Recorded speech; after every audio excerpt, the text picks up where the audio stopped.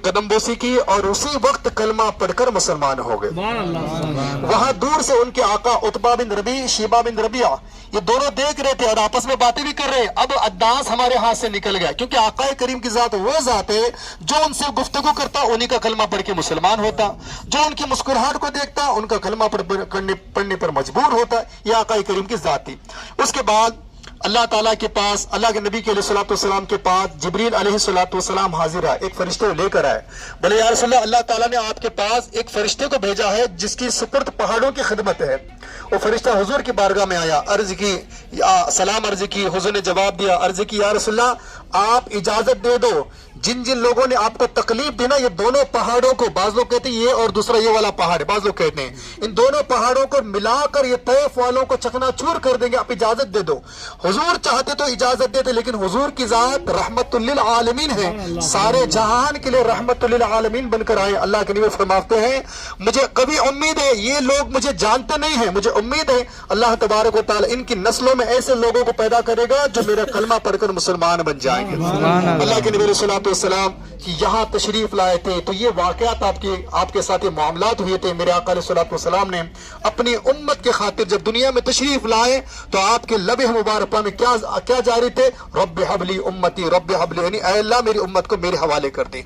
और जब दुनिया से तशरीफ ले जा रहे तो किसी ने कान लगाकर सुना, आका करीम के लबा मुबारक से ये कलिमात जारी है, रब्बि हबली उम्मती, रब्बि हबली उम्मती, ऐ अल्लाह मेरी उम्मत को मेरे हवाले कर दे। आप अंदाजा लगाएं, एक यहूदी जो मुसलमान नहीं है उसका जनाजा जाता है, अल्लाह के नबी अलैहिस्सलाम उसका जनाजा देखते हैं, ज़ारो कतार रो पड़ते हैं, आंखों से आंसू जारी हैं। किसी ने अर्ज की, या रसूल आप क्यों रोते हैं, ये मरने वाला मुसलमान नहीं है, ये काफिर है, ये यहूदी है।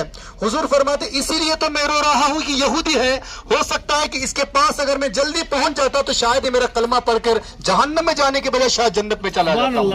ये मेरे आका अलैहिस्सलाम की फिक्र थी। मेरे आका ने अपनी उम्मत के लिए सब कुछ कुर्बान कर दिया, हर वक्त हर लम्हा अपनी उम्मत की फिक्र करते। मैं गुफ्तगू खत्म कर रहा हूँ। सैयदा आयशा रज़ियल्लाहु तआला अन्हा, एक मरतबा हुजूर ने इनके हक में दुआ की।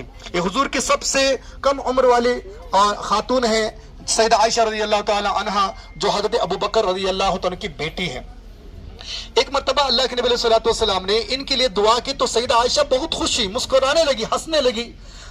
अल्लाह के नबी सल्लल्लाहु अलैहि वसल्लम दरिया फरमाया, ऐ आयशा तू इतनी खुश क्यों हो रही? बोली या रसूल मैं खुश क्यों ना हूँ, मेरे आका ने मेरे हक में दुआ जो फरमाई है।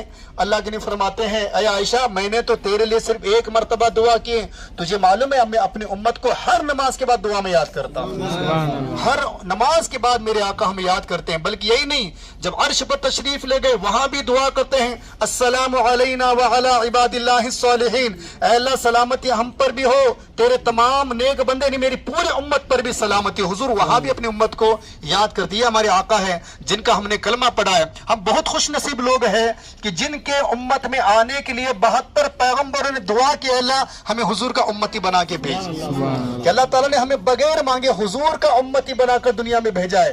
ये जितने उम्मतें जितने कौमें आए ये जन्नत में बाद में जाएंगे, सबसे पहले अगर कोई जन्नत में जाएंगे तो हुजूर की उम्मत जन्नत में जाएगी। या आका करीम रूह फरीम का सदका है। अल्लाह तबारक व तआला हमारे कहने सुनने से ज्यादा हमें अमल पैरा होने की तौफीक रफीक अता फरमाए। हमारी इस हाजिरी को अपनी बारगाह में कबूल फरमाए। जिन जिन लोगों ने दुआओं की दरख्वास्त की अल्लाह ताला उन सब के दिली नेक जायज तमन्नाओं को पूरी फरमाए।